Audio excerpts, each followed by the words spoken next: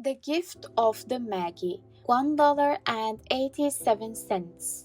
That was all. She had put it aside, 1 cent and then another and then another, in her careful buying of meat and other food. Della counted it 3 times $1.87, and the next day would be Christmas. There was nothing to do but fall on the bed and cry, so Della did it. While the lady of the home is slowly growing quieter, we can look at the home furnished rooms at a cost of $80 a week. There is little more to say about it. In the hall below was a letter box that too small to hold a letter. There was an electric bell, but it could not make a sound. Also, there was name beside the door, Mr. James Dillingham Young. When the name was placed there, Mr. James was being paid $30 a week. Now, when he was being paid only $20 a week. But when Mr. James entered the furnished rooms, his name became very short and needed. Mr. James put her arms warmly about him and called him Jim. You have already met her. She is Della.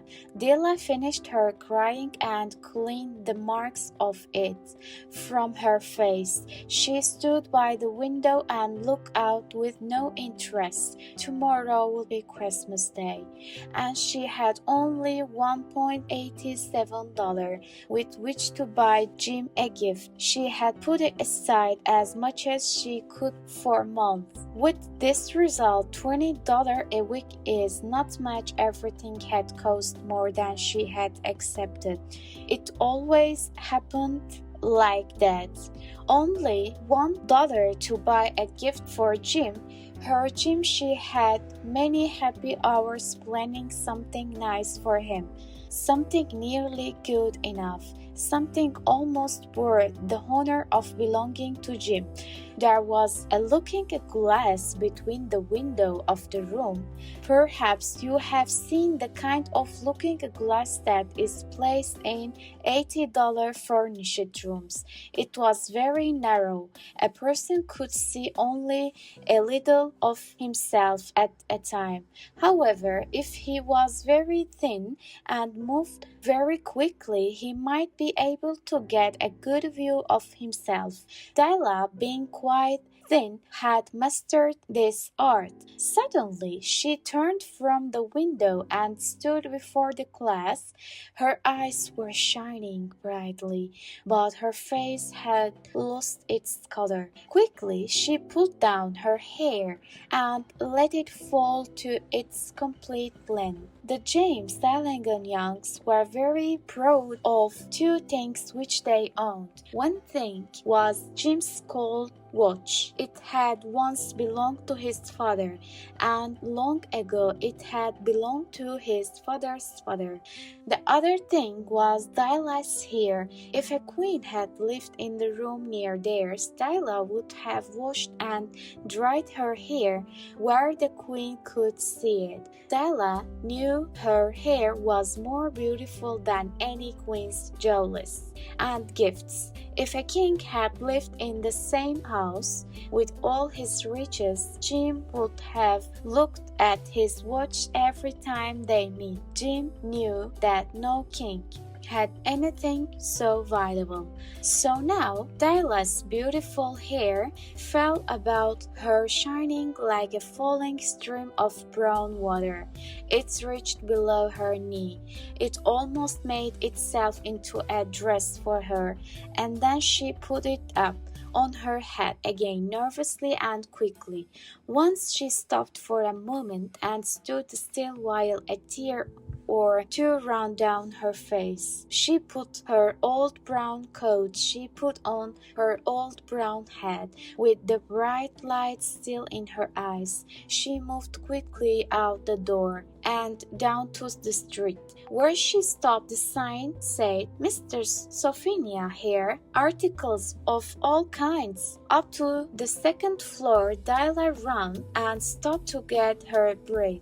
Mr. Sophia, large large, too wide, cold-eyed look at her. "Will you buy my hair?" asked Della. "I buy hair," said Mr. Soffrini. "Take your hat off and let me look at it." Down fell the brown waterfall. $20, said Mr. Soffrini, lifting the hair to feel its weight. Give it to me, quick," said Della. Oh no, the next 2 hours seemed to fly. She was going from one shop to another to find a gift for Jim. She found it. Alas, it surely had been made for Jim and no one else. There was no other like it in any of the shops, and she had looked in every shop in the city. It was a gold watch chain, very simple made. Its value was it is rich and pure material. Because it was so plain and simple, you knew that it was very valuable. All good things are like this. It was good enough for the watch. As soon as she saw it, she knew that Jim must have it. It was like him, quietness and value. Jim and the chain both had quietness and value. She paid $21 for it, and she hurried home with the chain and 87 cents. With that chain on his watch, Jim could look at his watch and learn the time anywhere he might be. Though the watch was so fine, it had never had a fine chain. He sometimes took it out and looked at it only when no one could see him do it. When Della arrived home, her mind quieted a little. She began to think more reasonably. She started to try to cover the sad marks of what she had done. Love and large-hearted giving, when added together, can leave deep marks. It is never easy to cover these marks, dear friends, never easy. Within 40 minutes, her head looked a little better. With her short hair, she looked wonderfully like a schoolboy. She stood at the looking glass for a long time. "If Jim doesn't kill me," she said to herself, "before he looks at me a second time, he'll say I look like a girl who sings and dances for money. But what could I do? Oh, what could I do with $1.87? At 7, Jim's dinner was ready for him. Jim was never late. Della held the watch chain in her hand and sat near the door, where he always entered. Then she heard his step in the hall and her face lost color for a moment. She often said little prayers quietly about simple everyday things, and now she said, "Please God, make him think I'm still pretty." The door opened and Jim stepped in. He looked very thin and he was not smiling. Fellow, he was only 22 and with a belly to take care of. He needed a new coat and he had nothing to cover his cold hand. Jim stopped inside the door. He was as quiet as a hunting dog when it's near a bird. His eyes looked strangely at Della, and there was an expression in them that she could not understand. It filled her with fear. It was not anger, nor surprise, nor anything she had been ready for. He simply looked at her with that strange expression on his face. Della went to him. "Jim dear," she cried, "don't look at me like that. I had my hair cut off and sold it. I couldn't live through Christmas without giving you it. My hair will grow again. You won't care, will you? My hair grows very fast. It's Christmas, Jim. Let's be happy. You don't know what a beautiful nice gift I got you for you." "You cut off your hair?" asked him Jim slowly.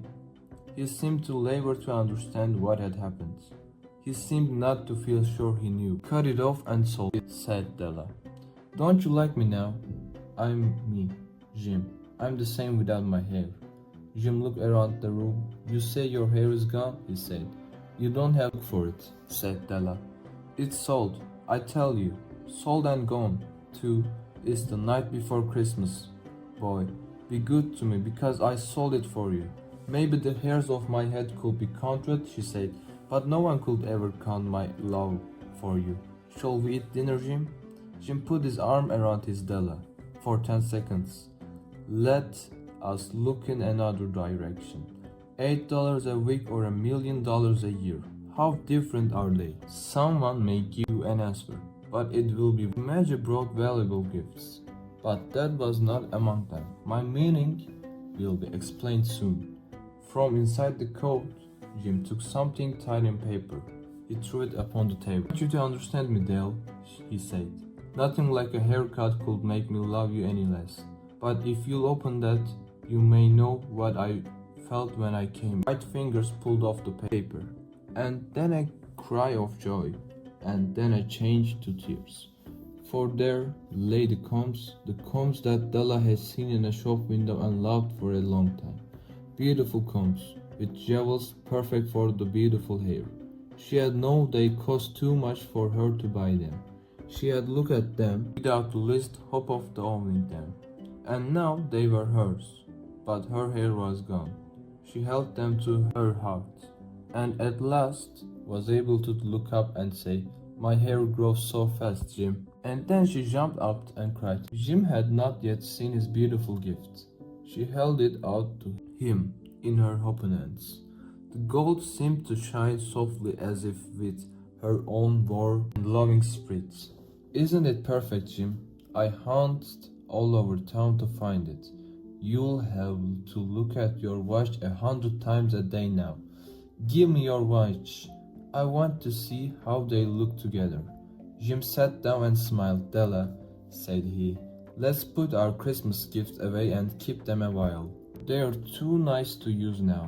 I sold the watch to get the money to buy the combs, and now I think we should have our dinner." The Magi, as you know, were wise men who brought gifts to the newborn Christ child. They were the first to give Christmas gifts. Being wise, their gifts were doubtless wise ones, and there I have to tell you the story of the children who never were not wise. Each sold the most valuable things he owned in order to buy a gift for the other. But let me speak a last word to wise of these days. Of all who give gifts, these two were the most wise. All who give and receive gifts, such as they are not the wise everywhere, they are the wise ones. They are the Magi.